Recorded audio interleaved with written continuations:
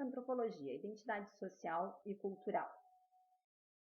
Hoje vamos falar um pouco de como é formada a identidade social. Num país continental como o Brasil, ela é bastante importante, porque nós temos várias diferenças entre as pessoas que convivem num determinado grupo, quem dirá dentro de todo esse país. As semelhanças e as diferenças fazem com que a gente consiga montar a identidade social e a identidade cultural, sendo que a social são as pessoas em relação ao grupo e a cultural um indivíduo que se manifesta.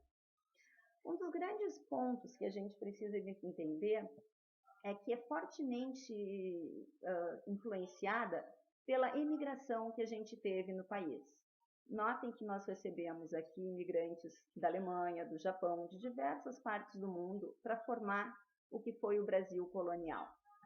A partir disso, as suas experiências ficaram enraizadas dentro do país.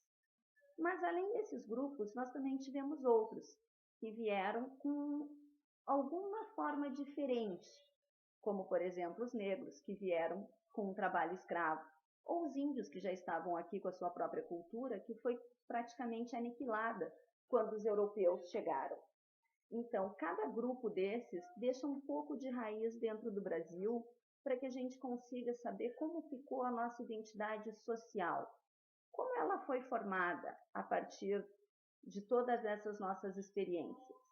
E a identidade social também faz parte dos pequenos grupos, da nossa igreja, da nossa escola, da nossa família.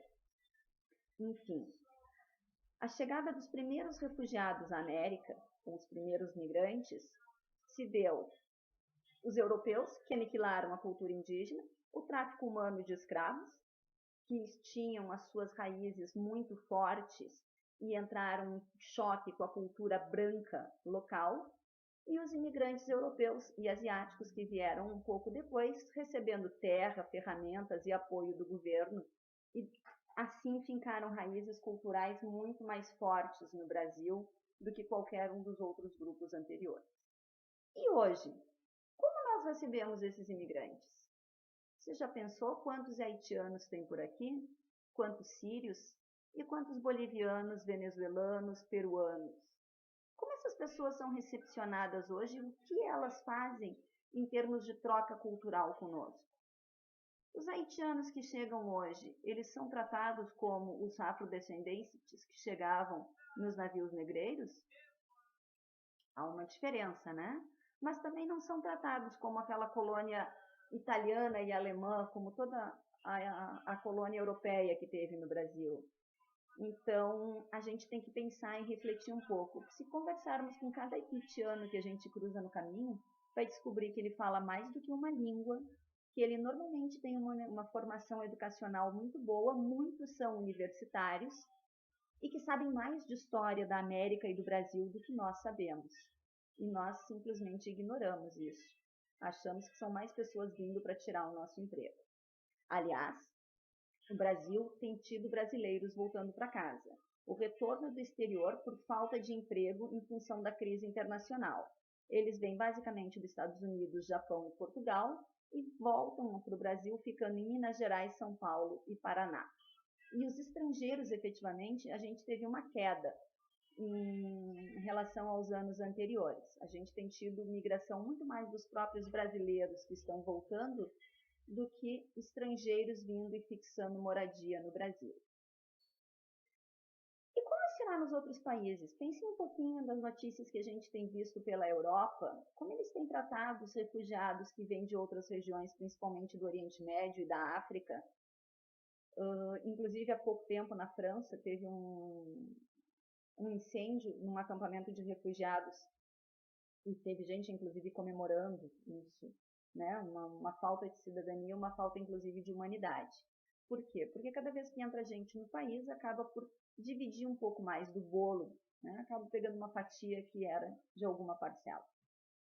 Então, a gente tem que pensar que essas pessoas saem do seu país não é porque elas querem, é porque tem esgotamento ou falta de recursos naturais, ou porque tem guerra, ou porque teve uma catástrofe. Só da Turquia chega na Europa uma média de 5 mil pessoas por dia.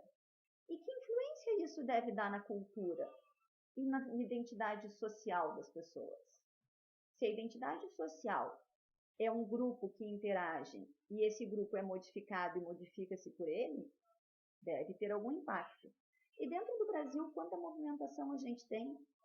Nós tivemos, na primeira década lá de 60, 70, uma migração em massa para o Sudeste. Depois, o Nordeste começou a também migrar um pouco mais para o Centro-Oeste e para o Norte, e hoje a gente tem um movimento reverso, gente saindo do Sudeste e do Sul e indo para o Norte e para o Centro-Oeste do Brasil. Nossa, é muita mistura. Como essas pessoas se misturam? Que influência cada uma delas leva para o grupo que passa a frequentar? A gente tem questões muito fortes de nacionalidade ideológica. E isso é muito ruim, porque a nacionalidade ideológica é quase uma xenofobia. A gente acha que esses movimentos migratórios não têm que miscigenizar a cultura, enquanto a noção de nação é muito maior do que isso. A nação quer dizer um conjunto de indivíduos unidos por algumas características em comum, seja ele o território, a língua, a história. Temos que ter em mente sempre que a identidade social ela vem do contraste entre eu e o outro. Além disso, também vem das coisas em que nós somos parecidos, reconhecer nos outros as características que eu tenho. A partir dessas diferenças e dessas igualdades que a gente tem em cada grupo que convive, em cada um dos grupos nós temos uma identidade social. Então nós, como indivíduos, muitas vezes temos mais do que uma identidade social. Nós temos a identidade social da família, dos amigos, do trabalho, da escola. Por quê? Porque nós nos identificamos com aqueles grupos. E quando estamos com eles, nós agimos da mesma forma que o grupo. Isso nota-se muito frequentemente nos grupos de adolescentes.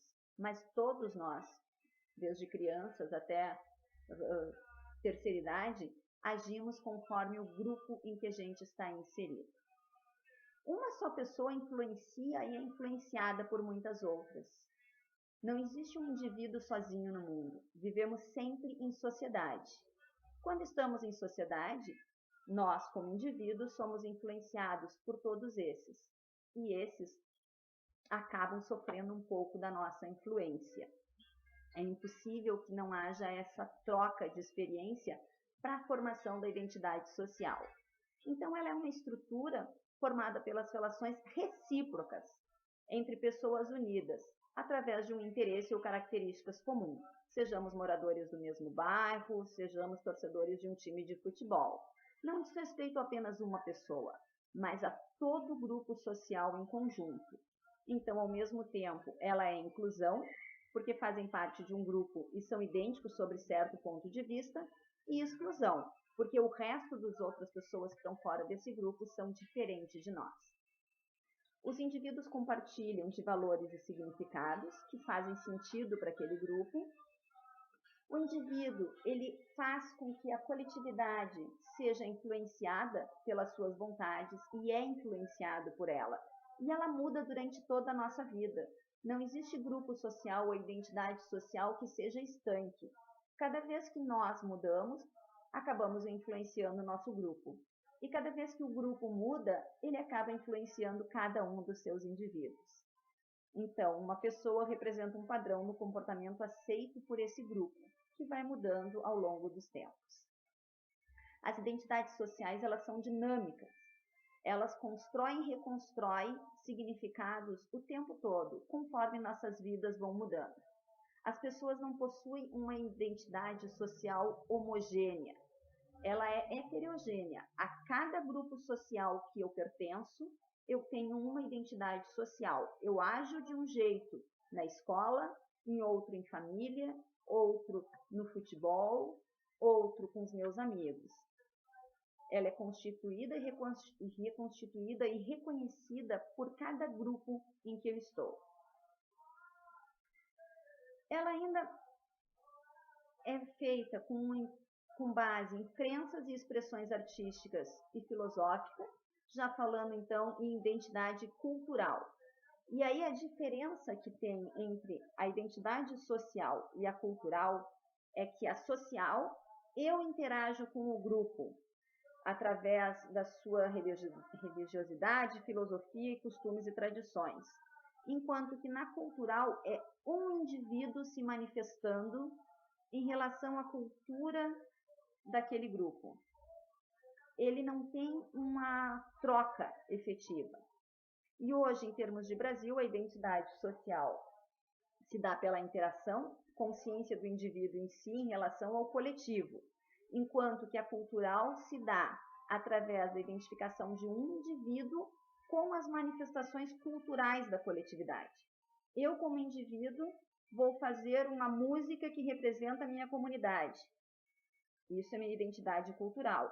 Eu, como indivíduo, convivo com os meus vizinhos e tenho mania de fazer churrasco e alguma outra coisa. Isso é identidade social, como eu me comporto. Um componente importante na identidade social é a oralidade e a escrita. A língua falada, ela faz uma função social indispensável para unificar as pessoas em determinados grupos. Enquanto que eu posso, através da escrita ou da fala, ter essa função social. Em alguns grupos ainda tem apenas a fala, que seriam os grupos de identidade social, por exemplo, de crianças, ou, no passado, grupos de pessoas analfabetas. Por hoje era isso. Espero que vocês tenham conseguido compreender um pouquinho mais das identidades sociais e culturais.